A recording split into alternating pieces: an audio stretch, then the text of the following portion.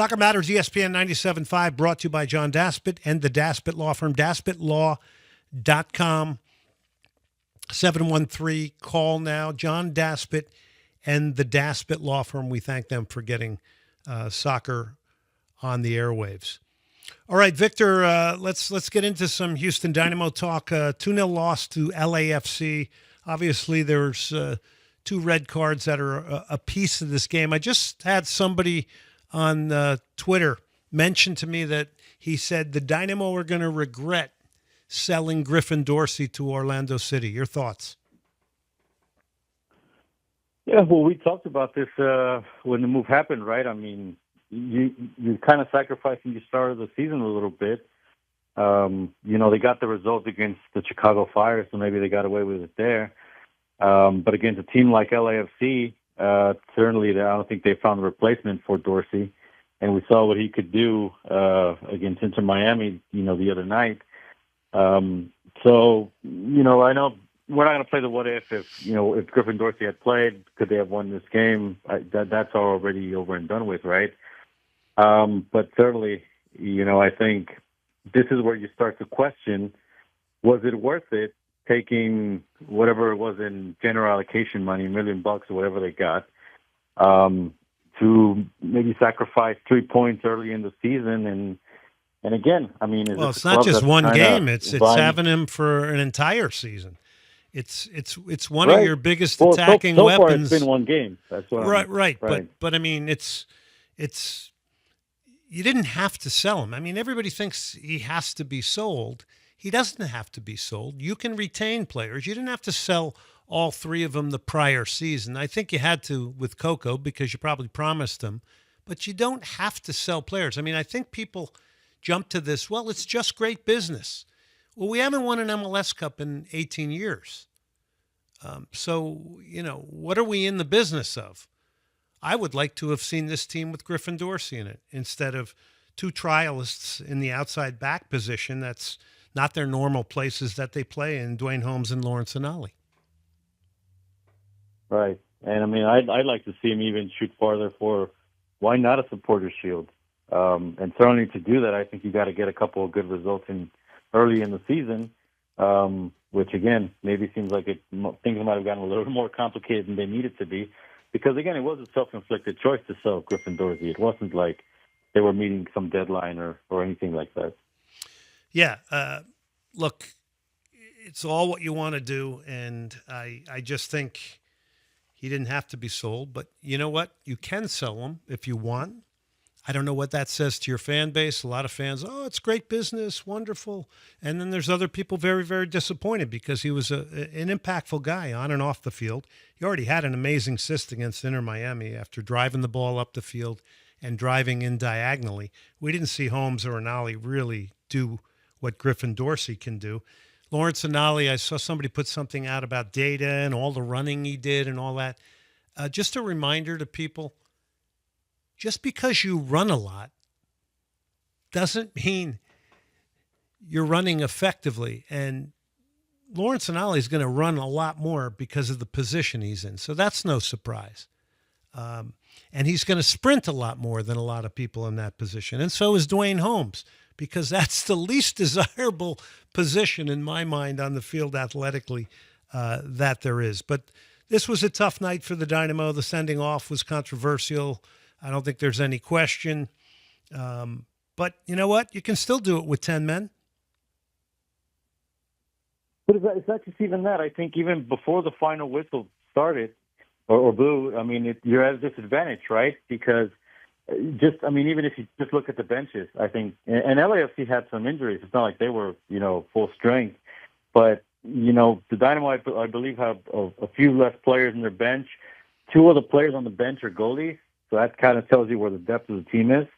And I don't know if that's the reason why, a guy like Victor Araiza was on the bench, because he's probably one of the few options of guys that can come in and change the game. But I would have liked to have seen Araiza from the start because of what, maybe even this game out a little bit because of the experience that he has.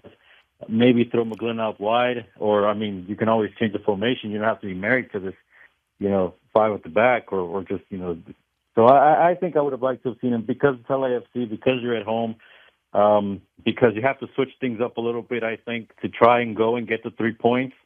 I don't think this was going to be the same type of game against Chicago.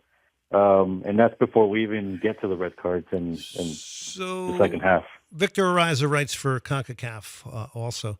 So let's get into this real quick. Is this a game at home that you want to see the Houston Dynamo with a bigger crowd, the better crowd, early in the season? People want to get out to the stadium and see the Dynamo, the new team, the roster moves. Is this a game that you want to see them trying really to not concede the ball as much as they did to LAFC? And we know they're a great possession team, but is this a game you want to see the Dynamo a lot more aggressive, a little bit more risk-taking at home in trying to pin LAFC back and put them under pressure and be a little more aggressive than just try to get out of the first half at 0-0? Yeah. Well, you're asking a guy that wants to see them aggressive every game and wants to see them push a little forward and but be I mean, more I think imposing, you're. right? But what I'm trying to say is, I think you're obligated at home. This club has got to attract fans. They got to score goals. They got to win at home. That means you got to come out and you got to play a very progressive game. Now, I don't know what the plan was in this game, and they may well have wanted to sit back and absorb a little bit against a very, very good team with two strikers that are exceptional. But I'm saying overall, if you want to attract fans and use the way you play at home as a way to put more people in the seats ultimately, because it's going to slow down eventually once we get a couple weeks into the season. If you want to do that, then you have to play an entertaining brand of football at home that scores goals, frankly. Yeah, I think so. And certainly, listen, I think, again, because this is a time in the season when you can risk a little bit more, right? I believe, because you're not, in the heat of the playoff race, and I think you could maybe try some variations. Look, LAFC too. This was their fourth game in 2 weeks. So I think you could have kind of, and I think you did maybe catch him a little. I don't think Son on his best night or Bouanga on his best night. Yeah. I don't think Son played very well. His touch was off. Then you realize, after thinking about that, then you realize after the game, you go, yeah, he didn't play well. He got two guys sent off. He still was dangerous on 3 occasions where, he had chances to score goals, legitimate chances, and that's what you pay for. That's what you pay for. It's not hit or miss. Even on a night where he's not very good and he doesn't look sharp and he's still trying to play himself into fitness, he still has 3 clear, good, quality type chances, and that's before you even talk about his movement and how that affects an opponent.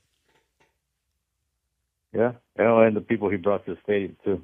Yeah. Well, you were there, so talk a little bit about that, because on TV it looked like there was a lot of Korean fans there, and there were flags. There was. I don't think I'd ever seen so many Koreans at a Dynamo game, and listen, I don't doubt that a lot of them live here in Houston, and that's just, not that necessarily we needed it, but it's also good proof, visual proof that, it is a multicultural soccer community. Like you said, I think, these people enjoy soccer because it is part of, it's a primary sport in most countries, right? And this would be a night to win them over. I think, at this point, and maybe, again, maybe I've just been conditioned this way. My expectations aren't very high as far as, bringing people back to the stadium. I would like to see more effort.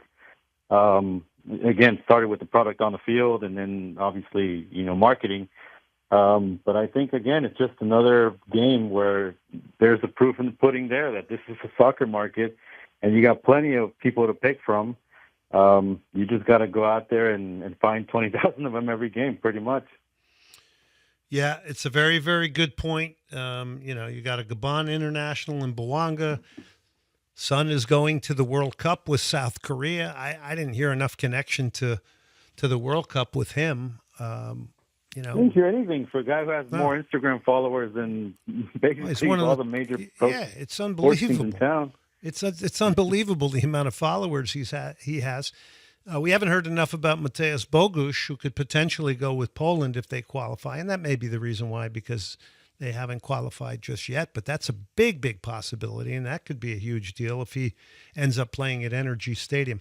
All right, let's turn it over to. Let me read you a quote here real quick from Jorge Mas, and I want the listeners to think about this because this is how some people are thinking about this league. Here's Jorge Mas, the Inter Miami managing owner. He says, quote, Inter Miami was built to set new standards and redefine what's possible in football. That's why we pursue greatness on the pitch by signing the best players in the world.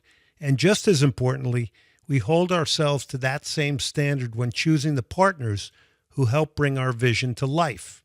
And then he goes into talking about the new company, NU, which is spelled N-U, which will be the name of the stadium. But that's another stratosphere to what's going on here. Yeah, and I'll throw again LAFC in there because that's another club too that continually rates the standard in MLS, Seattle, all these other clubs. I mean, they find a way to do it right, and each one maybe with a different philosophy. But yeah, I mean that's kind of what you want as a fan, right? An owner that again goes after it. Listen, they tried at the beginning. They weren't winning that many people over, right? Because maybe they weren't getting the caliber of stars.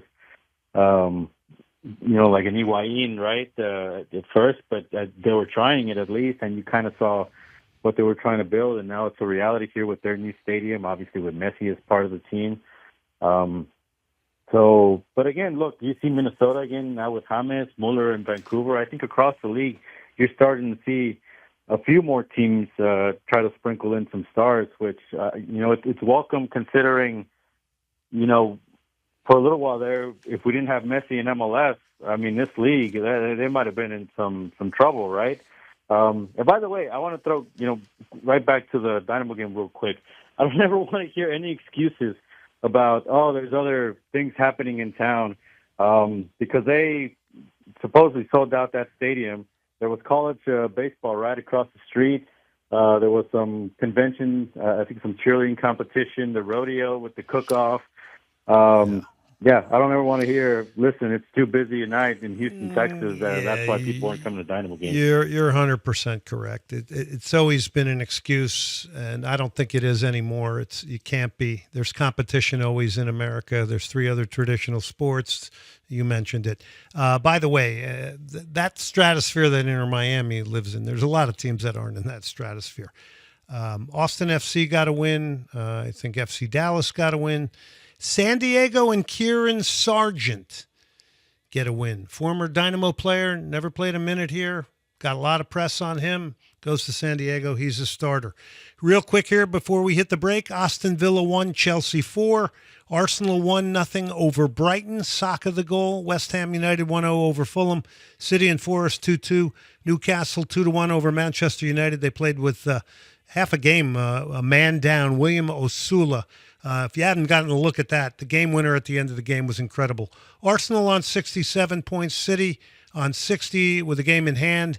Man United now, the winning streak is over. Villa is holding on to 4th and a Champions League spot, and the pressure coming from Chelsea, Liverpool, and Brentford. Victor, thank you so much for coming on here tonight. We really, really appreciate it. Great stuff as always. Anytime, Glenn. All right, Victor Araiza, writes for CONCACAF. Really loves the game and has some good stuff. We'll take a break. Claudio Pizarro, the former Bayern Munich striker, is up next.